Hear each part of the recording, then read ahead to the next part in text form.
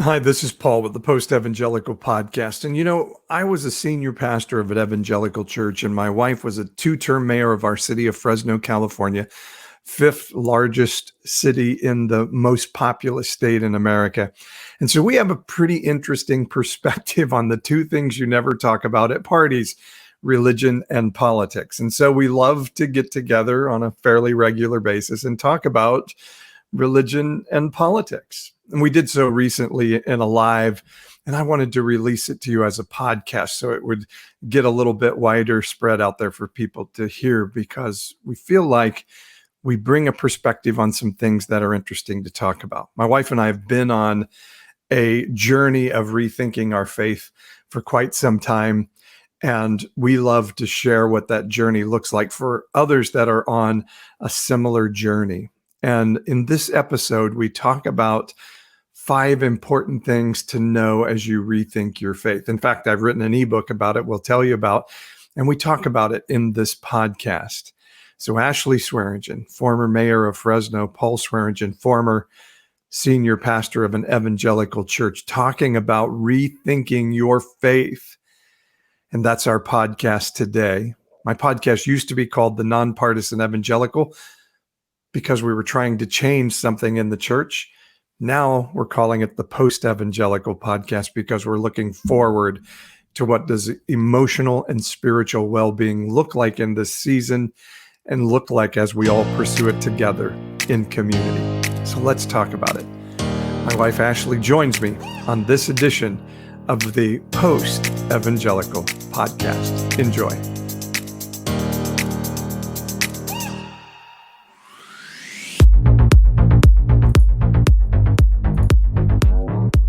I was reminiscing a little bit this morning as to kind of how we started doing this Saturday morning thing together. Yeah. It's been probably at least a year and a half. And I remember because it was around locally, Councilmember Arias having like Proud Boy types show up on one of our local elected officials had like, it's a person of color. Had people showing up on his doorstep and in his apartment complex with his kids inside, and they were like banging, and they were filming this whole thing. And by people, you mean Proud Boys? Well, I don't think technically affiliated, but some kind of similar type of vibe. And for sure, in the name of Jesus, I do probably recall that.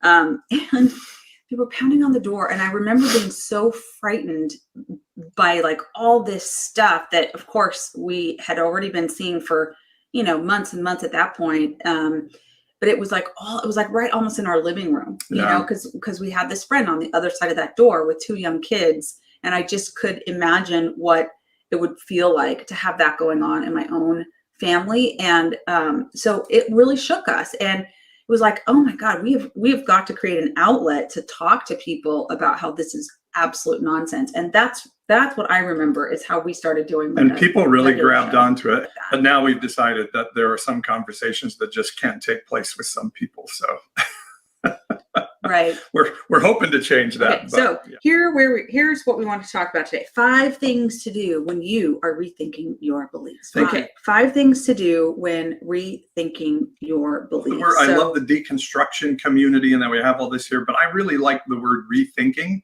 a lot better. Yeah. I do think there is a time to tear down, but I like more of just like challenging our beliefs. So this is what to do when rethinking our beliefs. So this is like conditioning yourself to rethink / deconstruct. Okay. So number 1, know your true identity. Yeah. A big problem that we're seeing in culture of what we've just been talking about is that as human beings, we are inherently pack animals, and our identity tends to come from our community. And particularly in the space of religion or ideology, community forms around beliefs. And so if our identity is, I'm a Christian in such and such evangelical church, then we have to buy into the belief system to be a part of that community. And so what becomes important in a season where we start to think, could my community have it wrong? Is we have to know who we are personally, what our personal identity is apart from that community. Because it's scary when you start questioning the community gets threatened and will say, hey, if you ask those questions, you're not going to get to be a part of the community anymore. And that is a very scary thing. So it's important that we realize when Jesus commanded, love your neighbor as yourself, there is an implicit command in that to love yourself. We have to have empathy for ourselves, grace for ourselves, and start to say, wait a second, who am I as a human being? And the funny thing of religion is it actually breaks down that idea by saying, original sin theology, you're made of dirt, you're terrible, we're all sinners, we're all terrible people. I want to tell you, as a human being, you are inherently valuable. And once you start to understand that reality, you can start to work toward, I can question my community. In fact, Romans 12:2 commands me to question my community belief system. So it takes a strong person to be able to do that. Yeah. And I think like one of the things I've learned from hanging around you is, and this is what you do with your, with the reconstruction you stuff is really understanding that there is space for you to know yourself really well, love yourself really well. And I just don't think the Christian community that I grew up in, like, really spent a lot of time, teaching or training or supporting people in going through that journey. Yeah. In my coaching cohort, it is all based on this very central question of, am I good? Do I deserve good things to happen in my life? Invariably, everybody I ask that question to says, yeah, I'm good, but ... And I truly believe the message of Jesus, and that Jesus wasn't sent into the world to condemn the world, but to sozo it, is to restore the belief that we have inherent value as a creation of God, or as an existence in the universe, or as a human being that says, I deserve good things because I exist. All right. So number 2 in the list of 5 things to do when rethinking your beliefs. Number 1, know your true identity. Number 2, update your mindset. Yeah. When our identity has been coming from a community, there is safety and value that we glean from that community. So we develop a mindset of how we interact with the world as being a part of that community. And so that mindset may have been, or at least seemed, profitable in the past. And I use the example of Stanley Kowalski, Clint Eastwood's character in the movie Gran Torino, that he was taught as a soldier in Korea that those Asian people on the other side are less human than we are, and therefore killing them is a good thing because it will help me survive and get back home. But then, and we can argue whether that's really a good mindset or not, but to Stanley Kowalski, he felt it was a good mindset because it saved his life, perhaps, in getting him home. But then, when the Hmong family moves in next door to his home, he begins to realize that mindset that he may have felt was profitable before is now holding him back from relationship in his neighborhood. And by allowing the mindset to be changed and saying that old mindset is not serving me now in this new season, he not only gained relationship, but purpose in life. So it's really important to review and debrief our interactions with humanity around us to start to say, am I living out of an old mindset? The Bible, Jesus talked about, you don't put new wine into an old wineskin. You've got to say, what is happening today and where are we today? And so even with the Bible and how we view the Bible, did I learn something in the past that may have served me well there, but is not serving me well now? And I need to rethink what my mindset looks like as it impacts my interactions with the world around me in this season, so that, as Romans 12:2 says, I keep going back to, be transformed by the ongoing renewing of your mind so you can know what is good and right in the season. I love that you got so much out of that movie. That was a great movie. Gran Torino. If you could talk to Clint Eastwood today, what would you talk to him about? I actually probably would talk to him about the good, the bad, and the ugly, because I like that movie. That's one of my all-time favorite movies, and shot in Italy and in Italian and all that stuff. But about Gran Torino, I would just say it changed your life. Fantastic movie. It did. It impacted. Not that I wasn't already. I shouldn't say it changed your life. It impacted you greatly. Yeah. Not only that, I mean, it just really says this is why looking at our racial constructs are so important for how we interact with one another as human beings. Yeah. I wonder if it changed his life doing that movie. Could be. Anyway, The ending is so good. So good. There's a lot of violence and a lot of racial It's so slurs and all kinds of things. So be prepared for that. yeah, But it is so worth it. It's a worth a beautiful, weekend beautiful watch. movie. Yeah. Okay, number 3. One of those movies, by the way, where at the end, when it was over, total silence in the theater. Everybody was like, I can't believe what I just saw. Who did you see it with? Remember? You're with your sister's husband, Todd. Yeah. My brother-in-law. Yeah. Yeah. Just you two? Just the two of us went. Yeah. That's right. Oh Yeah. my gosh. Yeah. Wow. Okay. Number 3, let go of the need to be right. So this is a big one. You have a saying. I think you gleaned this from somebody else, but I always give you credit for it. That being right is the booby prize. We can become so ingrained in our side is right, and we have to defend that rightness. I have to be right. That we miss the chance to learn and grow and find out something new. Particularly in the space of race, for us, we had to sit down and hear things from our friends from communities of color, and inside it felt like, wait a second, that's so unfair. That's not me. I hear this all the time from people. Well, my church isn't like that, or I'm not like that, or my friends aren't like that. Jesus said to people, eat my flesh and drink my blood. And they're like, we don't even eat pork. And now you're telling us to be cannibals? And a bunch of them said, that's it, we're out. And they didn't get to hear then the context that Jesus later shared about that, because they weren't willing to walk through a fence, not a fence, but offense, to get to truth. We have to hear things that press against our rightness to be able to hear what is truth in a season. So you're going to have to put down the right to be right to be able to hear truth in a given season. Yeah. Relationship. That's what Sherry Wiedenhofer, when we did our first little experimental Paul and Ashley Live social media thing, that's what we were talking to Bryce Yoakum and Sherry Wiedenhofer about. And because you kept asking Sherry, like, but how do you know what is right? And she's like, stop thinking about what's right. It's about relationship. And I still remember that moment. Okay. So number 4, don't let language get in the way. Yeah, it's become the stock and trade of ideological and religious mentalities and mindsets to use what I call boogeyman words. We get words. So in Christian tradition, and I blame most of this on James Dobson, we have these words like traditional family that then become just billy clubs to be used. Like, well, maybe we are supposed to go out and support Black lives in this Black Lives Matter movement, and Christians just say traditional family, they're against the traditional family, and it shuts down thought and discussion. And of course we see words like socialism and CRT being weaponized, and of course abortion and all these, they're weaponized to stop discussion. And so we have to start to say, when a boogeyman word or a buzzword is used and it shuts down discussion, it's important to say, wait a second, what does that word actually mean to me? And then to ask the person in front of us, what does that word mean to you?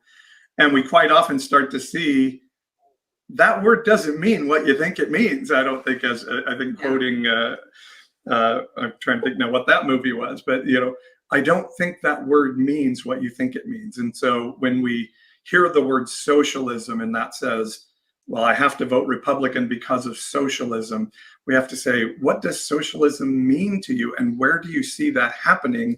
And are you positive that word isn't being used to manipulate you with a community narrative?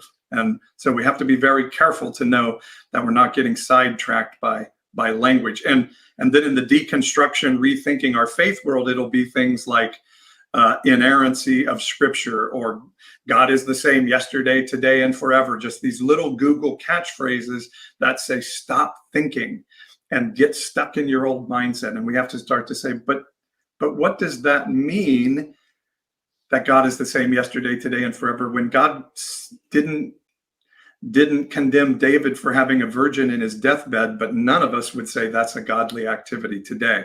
We have to be able to let ourselves have these thinking moments. We do get passionate about these conversations sometimes. Let me interrupt for just a moment to tell you about something special we have coming up. It's a webinar discussion called Am I still a Christian? As we're talking about these issues of rethinking our faith, one of the questions I get more than anything else is, can I still call myself a Christian? Is God okay with me rethinking my faith? Or is God mad at me and I'm sort of on the outside looking in now? And even, am I going to hell? So it's a really important question to ask. Am I still a Christian? And let me give you a spoiler alert for this webinar. Not only do I believe it's okay to rethink our faith, I think it's a command of the Bible. And we'll talk about it in this free webinar we have coming up called Am I Still a Christian? You can find out more information at my website, pastor-paul.com. And let me tell you, we have a gift for you for signing up for this webinar. It's an ebook that I wrote that has to do with the conversation Ashley and I are having today. It's called 5 Important Things to Know as You're Rethinking Your Faith. And we talk about these issues of, what does rethinking my faith look like?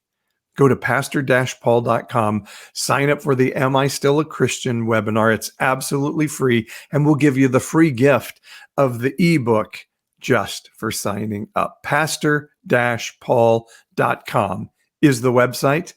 Go there, sign up for the webinar, get your free ebook, and we'll hang out and start talking about whether we can still call ourselves Christians or not.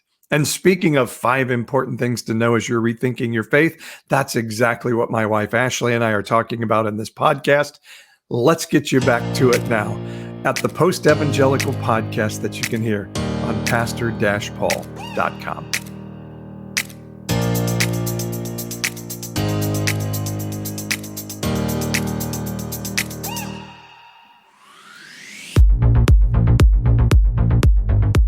I think it's just throwing a monkey wrench in the tribalism thing. Just time out. Like, again, you put all this stuff together and it boils down to know who you are, realize that you are unique and loved, and you carry eternal love in you. Other people do too, and connect with that and talk, give people the honor and the respect to have that too, and try to understand each other.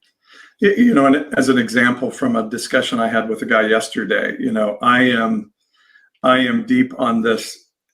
The story of Jesus is that God in heaven, whatever that looks like to you, wants to walk in partnership with humanity and not have a set of rules that describe sin, but sin being just violation of relationship. And so of course the guy, quotes the verse from Romans that says, all have sinned and fall short of the glory of God. And for most, for a lot of Christians, it would be like, oh, that's right. Okay. Yeah. Boy, for a second, I was believing something new, but, and what that person couldn't understand, I tried to explain, no, you're taking a colloquialism of the time that Paul was using to set up a premise and then knock it down with the premise of the story of Jesus. And so you've Googled a verse that you hear over and over again and say, this kills the argument right here. And we have to be careful to start to say, well, what is the Bible actually saying when it says all have sinned and come short of the glory of God? That it's not saying what you think it says. There's broader constructs that you then have to totally ignore from the rest of the Bible to just say, well, this verse shuts all discussion down around that. So don't let language get in the way of rethinking your faith. Okay. And last but not least, my favorite, number 5, selfishness divides, selflessness changes the world. Now, this is one you love. Let's just do a big slow clap mic drop on that one. Selflessness. But you know what? I've learned, when you're on social media or Zoom or whatever, you shouldn't clap in the microphone. So you just do an ear clap like that. No, that's really weird. I do that all the time in my office. We just slow clap it out. Anyway, selflessness changes the world. It just does. Marinate on that for just a bit. The interesting thing is Jesus said, here's my command. Love God, love your neighbor as yourself. And so this Bible scholar comes to him and says, how do I inherit eternal life? Which was again, a very common saying of the day that meant, how do I sort of be my best and exceed my generation, kind of a thing. And Jesus says, well, I don't know, what do you think? He kind of puts it back on him, and the guy then quotes that statement, love God, love your neighbor as yourself. And Jesus is like, great job, you got it, you're exactly right. That's how you inherit eternal life. And the guy thinks for a second, and he's like, yeah, but who's my neighbor? So he's looking for the out. What's the loophole? What's the loophole? And so Jesus tells the parable of the Good Samaritan. Now, the Samaritans were people that a guy like this religious person asking this question would passionately hate, just like Christian evangelicals would hate Kamala Harris, our vice president. Like somebody they think is the worst, Nancy Pelosi, the worst human being on earth, the one that has to be just, they have every right to despise that person. And Jesus makes the Samaritan the hero of the story. And at the end, he says, so who's the neighbor in the story? And the religious guy can't even bring himself to say, well, Nancy the Pelosi. Samaritan. Yeah. He can't say Nancy Pelosi did a good job. He can't say that. Sorry, I just clapped in the mic. He can't say, he says, well, the one who helped. He can't even bring himself to say it. That lady. Yeah. And Jesus says, so now you've defined your neighbor. And later, Jesus would say, if you only love those who love you, if you only love those on your side in your community, how are you any better than the tax collectors? How are you any better than the person considered the worst sinner in culture? And so Jesus said, the way you change culture isn't by invading the Capitol building and smearing shit on the wall. It's by serving and dying for others. That if you're forced to live under the injustice of carrying a Roman soldier's equipment for a mile, the way you display power is not by doing something crazy to show how unjust this is. You say, you know what? I'm powerful enough. I'm going to go 2 miles, and that'll show you who's really powerful in this situation. And we've seen that idea of sort of nonviolence being a really powerful tool and weapon. And I really think it is what Jesus was saying to us, that if you want to change the world, it's not like going and accruing political power so you can impose and dominating your bondage on others. Imposing your views on other people. Yeah.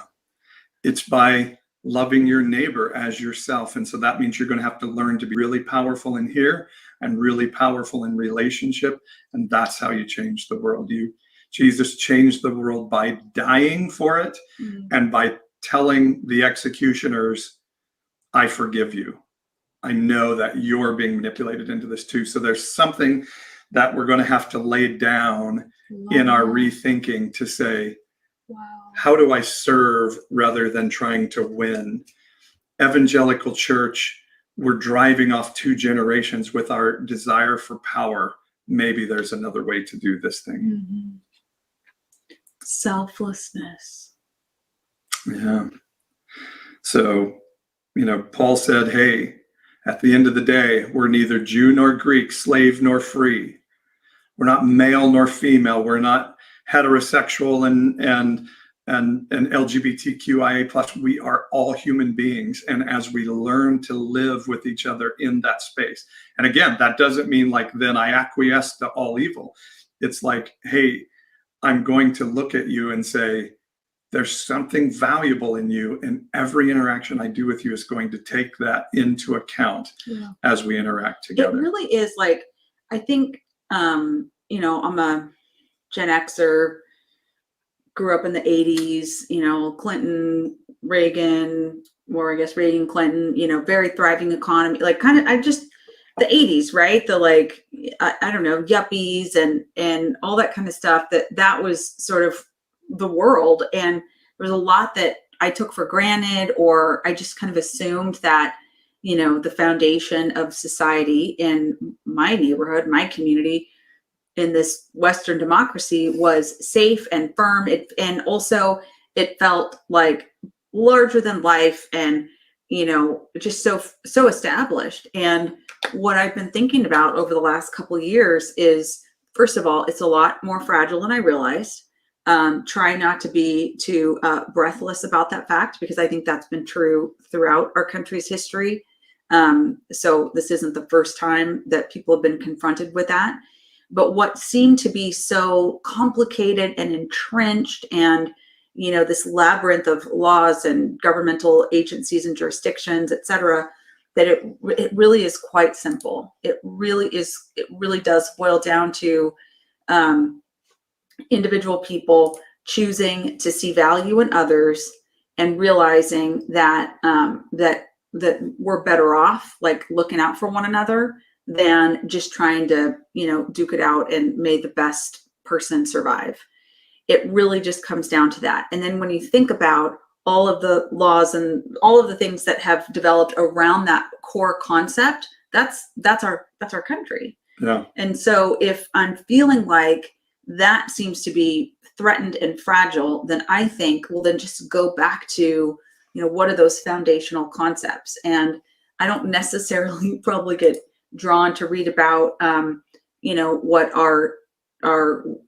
who are recognized as our nation's founders, like kind of the way they expressed it. I think I just like to think about it in modern times and like, how am I thinking about other people and whether or not I'm keeping my heart in a place of where I want other people to have room to live, to love, to express themselves, and to have value for other people. And it's just that mutuality, it's that mutuality. So it's good. I like it. Do you? I do. I think that's really important. Our friend Craig is saying hi on the Good morning, Craig. YouTube, by the way. Yeah, this journey really started for us back even in the G.W. Bush administration. Even then it was like, hey, this right-wing media and all this stuff seems a little bit off. And then when President Obama got elected, to see just the pure hatred of President Obama by the church was such a wake-up call. Oh my gosh. It like the Obama wave was such a tsunami for the political right that they literally clinched their butts and thought to themselves, if we don't tank this ship right now, we will not see the White House. We will not see political power for like 50 years. So they instantly went in on like, we've got to take them apart. Because, Obama engaged young people, like a coalition that had not been previously engaged. They, broke all this ground on like small dollar giving. And all of a sudden it was, they created this movement that seemed to be unstoppable. Yeah. And so that was 100% the reason for all the stuff on the right that came up in response, And as a pastor, I was challenging people with the idea of even if he wasn't your candidate, like, wasn't your heart moved to see 70-year-old Black men crying? To say, I never thought I would see a Black president in my lifetime, and now I've seen it. I mean, that moved my heart. Like, I voted for President Obama both times that he ran, and I never could tell anybody that. I had to keep it secret for a long time. And the funny thing is now the people who voted for Mitt Romney in that election hate Mitt Romney too. So, I like Mitt Romney still. Yeah. Well, okay. So in fact, I remember talking to, and I worked so much with the Obama administration. When I was mayor of our city, because I was just like, man, on the merits, I believe in a like world where you just work with folks, and when you feel like they're not doing what you think is the right thing to do, you get to say it. If they're doing great stuff that's helping like our community, then you say it, and you just try to keep it honest. And so my administration, we worked with them all the time. I was constantly like the only Republican in the room, or in many cases at stuff back in DC. And I remember talking to, well, he started off as the HUD secretary, Sean Donovan, and then he was the director of the Office of Management and Budget towards the end of the administration. And I told him, like, I didn't vote for President Obama. He goes, we didn't even get you in 2012. I'm like, no, I mean, he's like, gosh darn it. Like, what does a person have to do to earn your vote? And I was like, well, I don't know, probably whatever. I mean, I think Mitt Romney would have been, I think he's a good executive is what I'll say. And so whatever, it wasn't like I hate Obama, I love him. It was just, it's just a vote. And we live in California, so the Electoral College, obviously we know where that was going, but whatever, I'm way off track. The point is, the point was like, why had ideology so taken over Christianity that we had to hate the president? And we heard all these things. He wasn't born here. I remember my Christian friends saying, their marriage is a sham, right? Like the second they're out of office, they're getting divorced. Well, hello, it's now 2022. They're still married. Their daughters seem to be really great people. And they seem to be the classic Christian traditional family. And the thing that's so crazy about it all is like you and I were at one of those national prayer breakfasts where the Russians were trying to infiltrate Christian legislators. It might have been the very one. It might have been the very one. It was in 2014. And let us just say, maybe that was the beginning. And we heard President Obama give his testimony of becoming a Christian. And it was as heartfelt and authentic sounding as any testimony of a Christian transformation as I've ever heard. And Christians were like, oh, he's lying. He's, what church he went to. And then here comes President Trump. And everybody's like, well, sure, he may want to grab women, by the, but 2 Corinthians. But he's a Christian, and so it's just the hypocrisy of it all that displays our heart. And so I saw Lisa's comment on YouTube. Can you ever imagine a future where we might say Trump was a blessing in disguise for any reason? I actually say that now. I think if any prophet was right in saying Trump is supposed to be president, I think the reason God would want Trump to be president is not to be a Messiah to save our country, but that it exposed really dark things in the heart of Christians and Christianity in America. Yep. And that is the blessing. If we can get through it, I think we'll say it's been worth it.